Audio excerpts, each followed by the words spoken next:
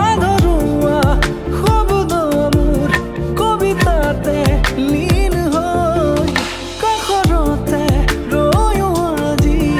অচিনাকি তুমি মই খেলি মেলি প্ৰতিটো নিশা উশাহৰে অবিৰত তৃষা ভাৱনাতে তুমি যেন মোৰ এতিয়া